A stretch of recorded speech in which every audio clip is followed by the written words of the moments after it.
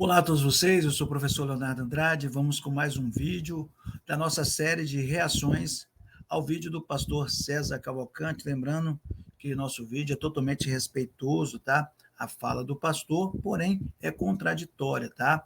E lembrando que se o pastor quiser ter um diálogo, estamos à disposição para dialogar e defender aquilo que nós acreditamos, né? Como a fé pré-tribulacionista, tá bom, pessoal?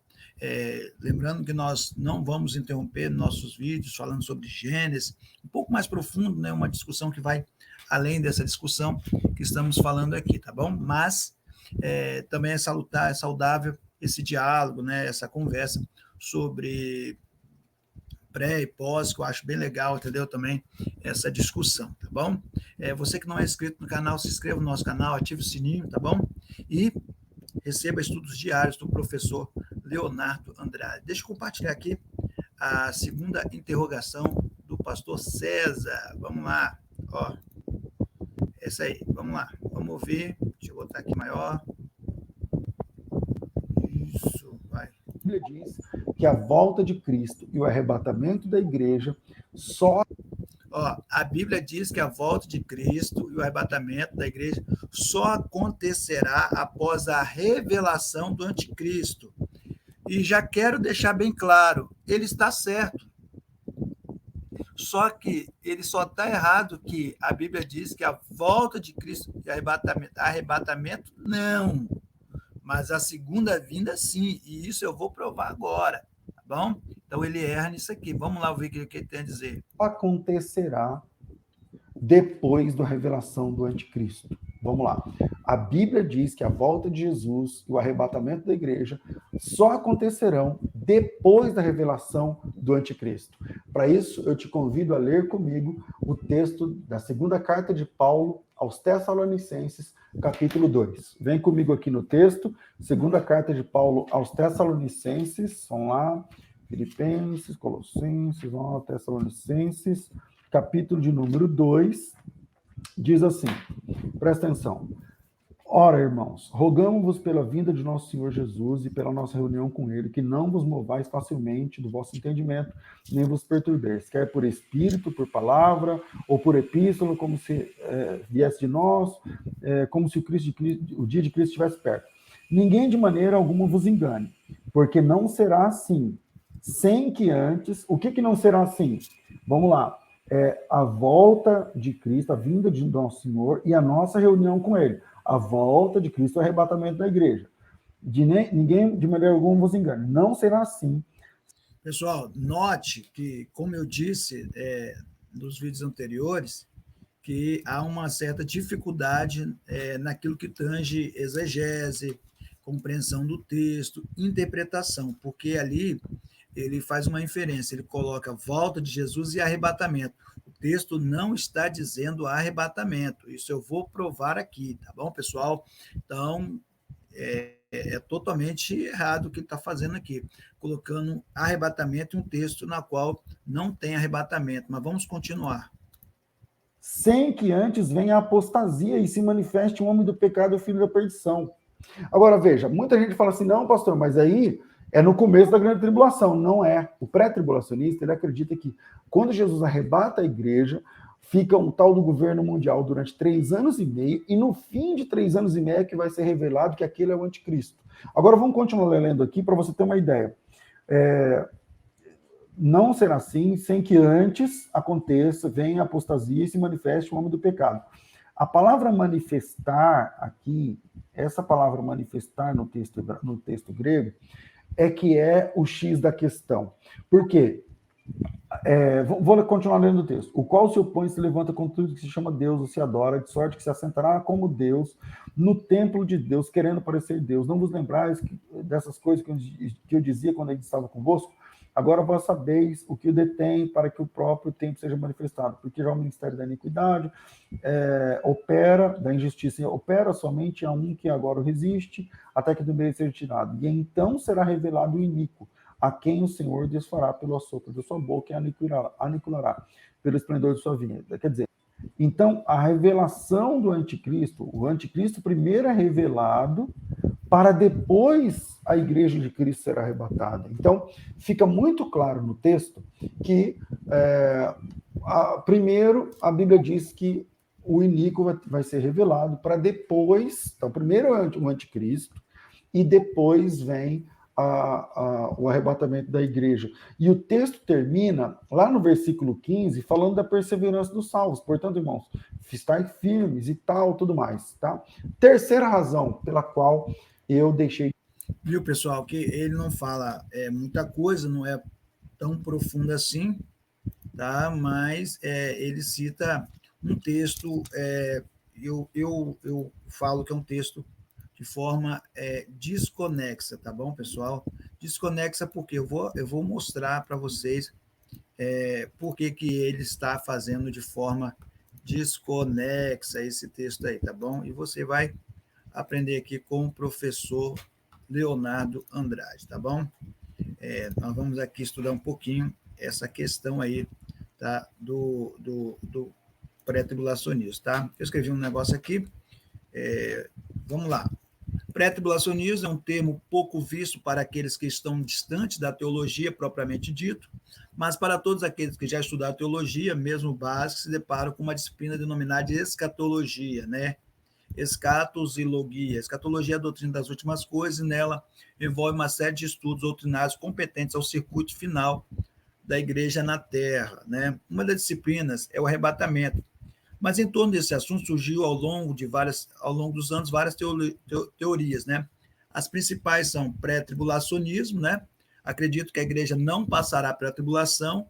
Mesotribulacionistas acreditam que a igreja passará pelo menos metade da tribulação, que corresponde aos 3 anos e meio iniciais. Pós-tribulacionismo acreditam que a igreja passará por todo evento que corresponde aos 7 anos da tribulação, tá? Aqui tem o gráfico, tá, pessoal? Mostrando o que é pré-tribulacionista, tá bom? Aqui tem a fase da igreja, aqui é o arrebatamento, a grande tribulação, 7 anos de grande tribulação, a segunda vinda e o estabelecimento do milênio. É bem prático esses gráficos, tá? Mesma coisa aqui, aqui o arrebatamento, tá? Ocorre junto com a segunda vinda. Então, não tem arrebatamento distinto de segunda vinda, tá bom? E aqui é o arrebatamento no meio, tá? Esse aqui é o meso, né? Esse aqui é o pós, que não tem distinção. Esse aqui que é a nossa maior divergência, né? Dessas teorias, a que encontra mais sustentação bíblica é, sem sombra de dúvidas, o pré-tribulacionismo. Verdadeiramente, a igreja não passará pela tribulação. Um dos grandes pretextos que os pós-tribulacionistas usam é de que o povo de Israel fora guardado dentro do Egito. Na ideia do pós, Deus não tirará a igreja daqui da terra para guardá-la da hora da tribulação. Isso até que é bonitinho, pessoal, mas não é a realidade das Escrituras. Um grande exemplo disso é a genealogia de Enoque.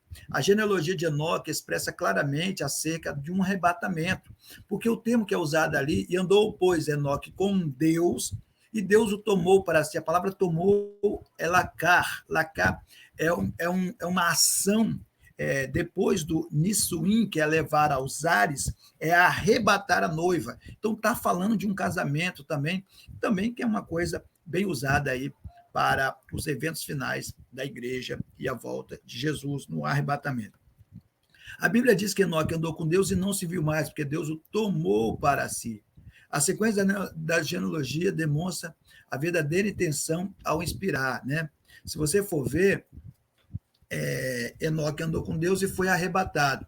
Ele teve um filho chamado Matusalém, foi o homem que mais viu na Bíblia. Depois de Matusalém vem Lameque. A palavra Lameque, em alguma semântica, pode significar o destruidor, o poderoso. Depois dele veio quem? Veio Noé e o dilúvio. Lameque é uma representação do anticristo. E Noé, com o dilúvio, uma representação da grande tribulação, coisa que Enoque, por ser arrebatado, não viu. Então, é uma representação fantástica no Antigo Testamento. Mas alguns poderiam dizer, mas isso aí como é que eu vou dizer? É uma analogia, tá? Não é a realidade. Tá bom, mas vamos citar outros textos aqui. Os pós-tribulacionistas deliram quando dizem que Deus vai guardar o povo na tribulação. E por isso a igreja passará sim pela tribulação. Isso não é verdade. Eles esquecem de ler Isaías 26, 20.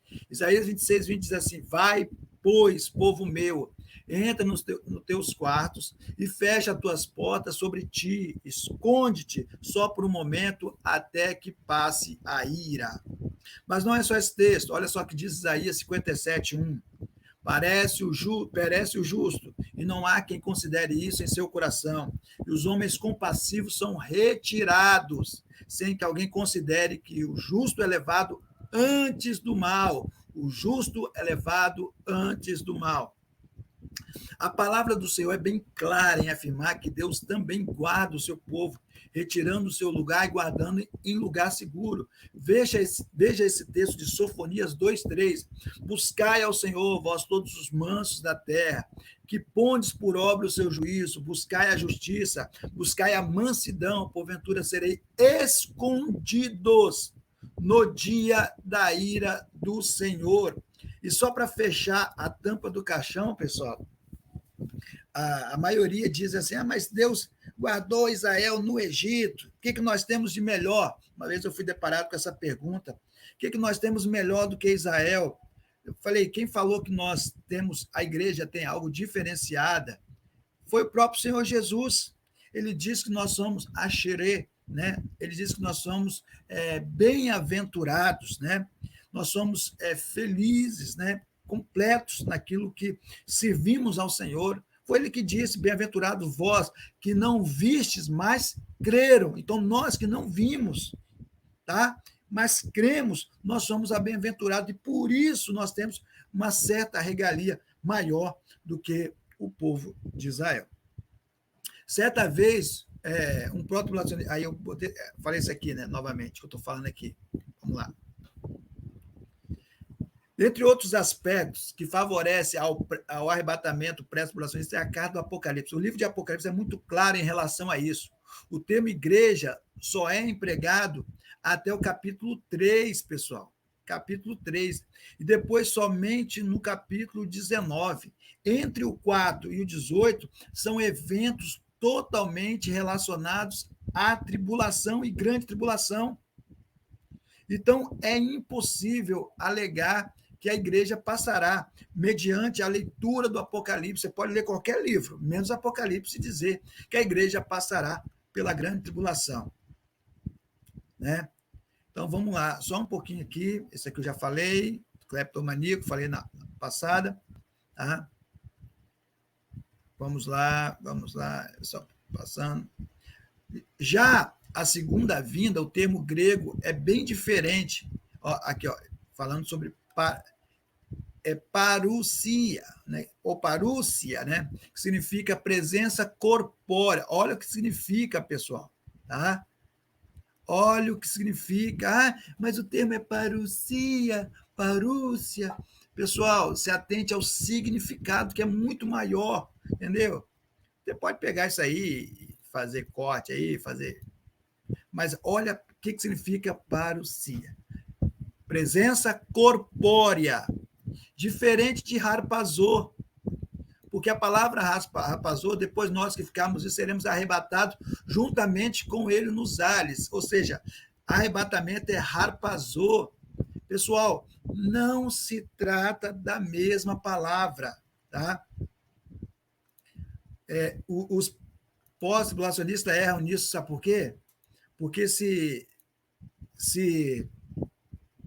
arrebatamento e segunda vinda fosse a mesma coisa, então o termo parousia e o termo harpazô deveria ter a mesma definição, pessoal. Então, isso é um erro grotesco por parte dos pós-tribulacionistas. É um erro de interpretação, é um erro lexical, é um erro de conhecimento da semântica da palavra, e por isso há esse grande devaneio em relação à palavra de Deus. Mas vamos continuar com o nosso estudo, pessoal, porque está bom, né?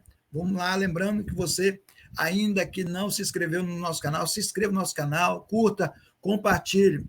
Outro termo também equivalente à segunda vinda é epifaneia, que que significa manifestação. Olha só, ele falou lá que aquele termo lá define tudo. Claro que define tudo.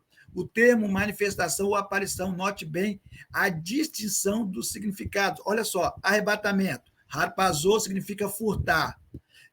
Segunda vinda, parousia, significa presença corpórea. Segunda vinda, epifané, significa manifestação ou aparição, pessoal. Então, olha, aqui nós temos no grego harpazô e parousia. Segunda vinda, harpazô, arrebatamento, e parousia, segunda vinda. Quem faz essa distinção melhor é esse livro aqui, ó, de William Barclay, tá? William Barclay pega essa palavra e estuda a história dessa palavra. Sabe o que ele vai dizer? Que esse termo parousia era referente ao rei, que quando não queria enviar seu emissário, ele mesmo abertamente, visivelmente, compareceria até os seus súditos para se mostrar, entendeu? Para realizar essa parousia, se mostrar. Então, o rei se mostrando, a presença corpórea do rei é parousia, bem diferente de harpazô, que tem um sentido secreto de furtar, né? De retirar algo. Então, aqui, ó, você tem uma representação, tá? De um gráficozinho, tá? Mas eu não vou falar sobre isso. E aqui, pessoal, é o texto que ele usou. E aqui você tem, ó, o texto de 2 Tessalonicenses 2:1 no grego, tá? E aqui tem a parousias. Quando você entende parousias, que parousias tem esse significado aqui de segunda vinda, aí você fica bem claro. Por quê? Parousias tu quiriu, Remon Jesus Cristo, tá? Remon não precisa ler o resto, né? Parousias tu quiriu, Remon Jesus Cristo. Porque a parousia, ela pertence a quem? A parousia pertence a Jesus Cristo, tá? A parousia é de Jesus Cristo. Logo, então, esse termo está relacionado, ou seja, relacionado à segunda vinda de Cristo, pessoal. Segunda vinda de Cristo. Deixa eu ver se eu coloquei o gráfico aqui. Por quê? Só voltando aqui para vocês verem, porque a igreja é arrebatada aqui, ó. A igreja é arrebatada, depois é manifestado o anticristo. Correto. Aqui é manifestado o anticristo e depois é a segunda vinda, porque o texto de 2 Tessalonicenses está relacionado à segunda vinda de Cristo e não arrebatamento, conforme o pastor falou, pessoal, tá? Não arrebatamento, conforme ele falou. Então, o texto está se referindo à segunda vinda de Cristo. A segunda vinda de Cristo só se dará depois da manifestação do anticristo. Está correto. Entendeu? Então, primeiro virá o arrebatamento da igreja, a manifestação do anticristo, depois a segunda vinda. Mas, professor Leonardo, quem me garante que Jesus virá 2 vezes? Eu acho que é a próxima pergunta e é isso que eu vou responder no próximo vídeo. Mas antes, eu quero colocar aqui para vocês, tá, o comentário de William Barclay, pessoal. Comentário de William Barclay também, tá? Sobre o Novo Testamento. Olha o que ele diz sobre o comentário de Mateus 24. Com toda naturalidade, os autores do Novo Testamento identificaram, em grande medida, a segunda vinda de Cristo com o dia do Senhor. E o que diz lá? O que o texto diz lá? Mas, ó, vamos lá. Aqui, ó, o dia do Senhor não virá sem que antes venha quem? Venha o filho da perdição, pessoal, tá? O filho da maldade, tá? Então, aqui, William Barclay deixa claro, tá, pessoal? William Barclay deixa bem claro essa situação, tá bom? Então, pessoal, tem mais alguns textos aqui de William Barclay. eu quero ver para vocês, 735 também tem uma. Aqui Jesus fala sem rodeios de sua segunda vinda, Mateus 24. O Novo Testamento nunca emprega a frase a segunda vinda. A palavra que usa para descrever o retorno de Cristo em toda a sua glória é muito interessante. Trata-se da palavra parousias, vinda, né? Essa palavra passou na linguagem como uma descrição da segunda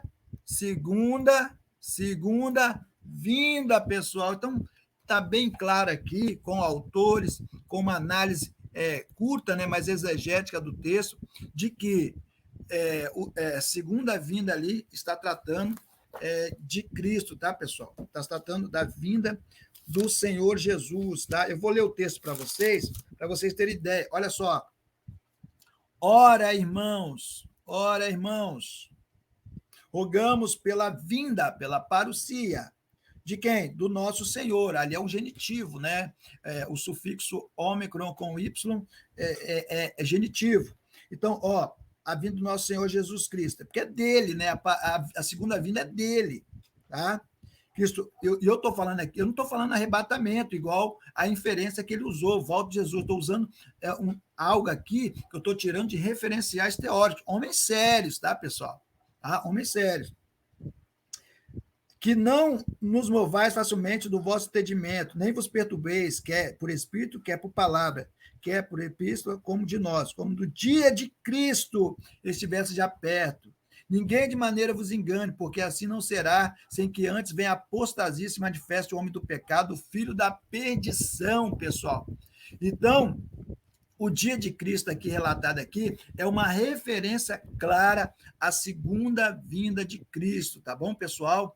Eu espero que você tenha gostado. Claro que na nossa literatura será usado algo bem mais forte, né, pessoal? Bem mais avantajado no sentido assim de volume ou algo assim, tá bom? Mas nós estaremos fazendo aqui, aquele que quiser participar do nosso curso de escatologia avançada. Pessoal, escatologia avançada, não é isso aqui não, isso aqui é apenas uma pincelada para você entender um pouquinho. Mas no nosso curso de escatologia avançada, vamos ter definições de palavras, assim, várias páginas, tá bom? As aulas serão bem interessantes e o que eu vou fazer para você? Se você participar do curso, eu vou te dar o PDF de todas as refutações que eu estou fazendo aqui dessa teoria, tá? Das razões que foram estabelecidas aqui pelo pastor César Cavalcante, tá bom? Eu vou te dar. Qual o valor do curso? O valor do curso é R$300 à vista, todo o curso. São mais de 10 vídeos, tá? Com mais de 1 hora de produção, aprendendo escatologia, tá? A doutrina da imortalidade da alma, o estado intermediário, assim, coisa fantástica mesmo para você aprender a defender a sua fé, para você aprender um pouquinho mais sobre a escatologia pré-tribulacionista, tá bom, pessoal? Que Deus os abençoe, lehi traot, e até o próximo vídeo, tá bom? Deus os abençoe.